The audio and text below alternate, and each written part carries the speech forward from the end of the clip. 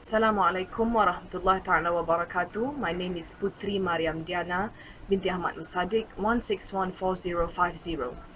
Today we're going to discuss about the inequality in the United States that explained by the former US Secretary of Labor, Robert Reich, and I will try my best to relate this matter with the idea of Karl Marx.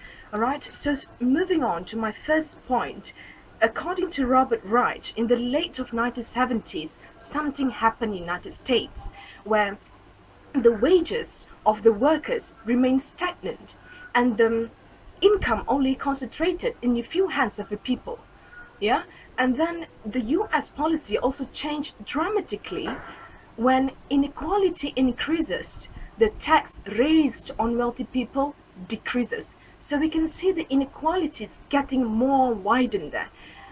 In the idea of Karl Marx, in civil society, he already explained that there are private people actually dominate, manipulate the outcomes.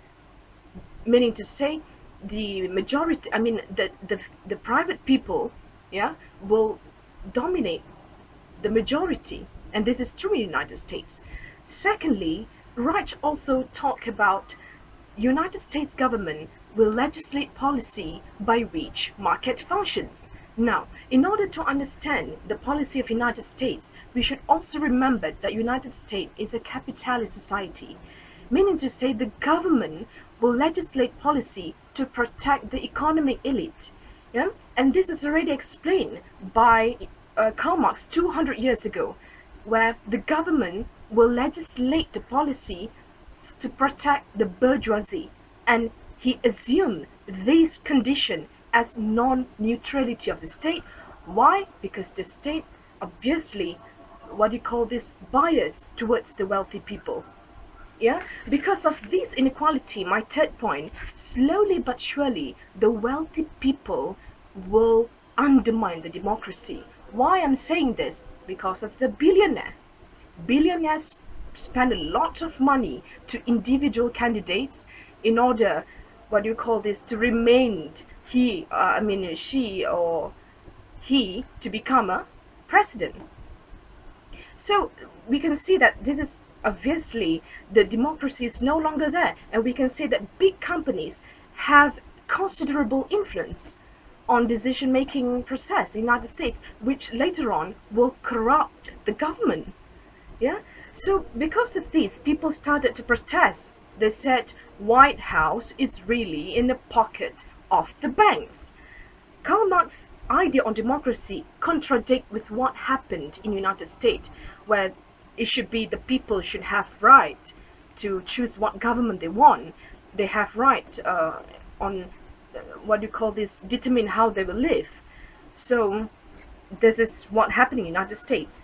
And number 4, when the people started to went for demonstration, Robert Reich said, the bureaucrat, the mayor, the officials of United States said, you can voice out your right, you can go on for demonstration, but we will only listen to the big companies, to the multinational corporation that actually engulf our politics. So we can say Marx has proven this, that actually bureaucrats represent as a crass materialism, meaning to say the bureaucrats, they have their own personal ambition, they have their own personal interests, they no longer care about the people.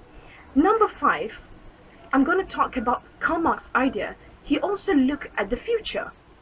He predicted the future. He said when the capitalism is developing, the human force will be replaced by technology. And this is true in the United States. When the globalization and technology have been introduced, the workers started to lose the job, and they receive very low salary because of this.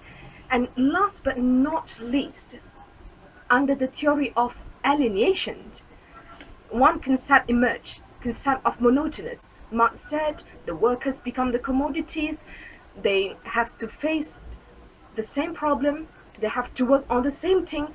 This is actually hinder their development of skill and talent. They cannot become creative anymore. They have to face the same thing as I told you earlier. And based on this, in support of this argument, the workers in the United States, they face the same problem. Yeah, with the long working hours, in order to increase the production, for so that they can maximize the profit of so that the companies can maximize the profit as the what do you call this, production increases. Yeah, and of course this is definitely what is happening in the United States. In conclusion, we can say that because of money, it undermines the democracy in United States, and because of money that actually lead to economic inequality in the United States. That's all from me. Thank you so much. Assalamu alaikum.